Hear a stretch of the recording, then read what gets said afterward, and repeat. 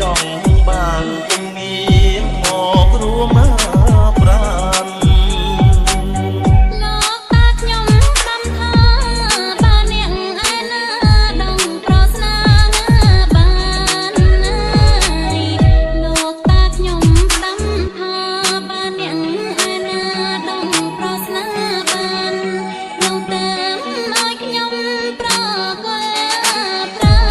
បងអាចដឹងបានសួរមកចំអូនអើយសូមប្របងចាំស្ដាប់ស្រីសួរប្រងចំណាប់ស្រងត្រាណាត្រៃសូមប្របងចាំស្ដាប់ស្រីសួរប្រងចំណាប់ស្រងត្រាត្រៃលើទាំង5ដងបានតាហៅសັດណាបីសូមប្រងលោកលីឆាយប្រាប់មក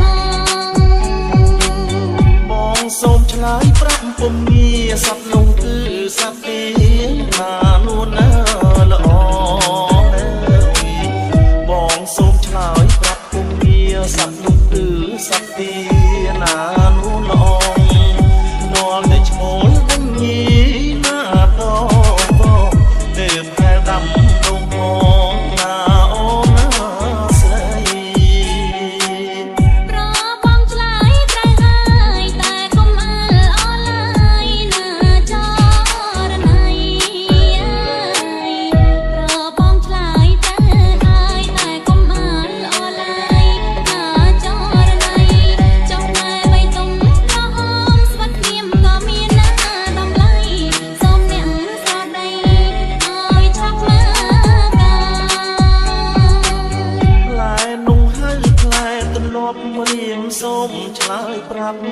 កែវកនណានិថានអើយផ្លែនោះហើយផ្លែទន្លាប់រៀងសូមឆ្លើយប្រាប់កែវកននិថាផ្លែវាទុំក្រហមដូចពលជីវ៉ា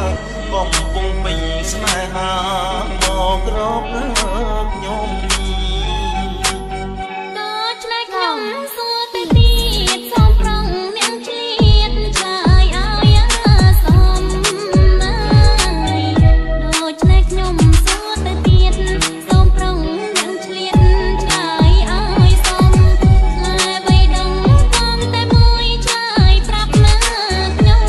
ឆ្លើយប្រាប់ឲ្យសមកុំប្រេងផ្ដាំផ្លែនោះគឺផ្លែចេកស្រីស្រស់ល្អឯងស្ដាប់ឲ្យច្បាស់អើយផ្លែនោះគឺផ្លែចេកស្រីស្រស់ល្អឯងស្ដាប់ឲ្យច្បាស់អូនចូលចិត្តចេកឬបានប្រឹងសួរណាស់បើចូលចិត្តប្រាប់ឲ្យច្បាស់បងរកឲ្យស្រីបានចង់អ្វីតែព្រាននារីពាងនិងមកពីទីណាប្រងប្រានណាយចង់អ្វីតែព្រាននារីពាងនិងមកពីទីណាប្រងប្រានសូមនាងលោកលីឆ្លើយឲ្យបានអ្នកឆ្លើយមិនបានកំរួធ្ងន់ផានដី ពាក្យថាព្រាននារីពាក្យនេះមកពី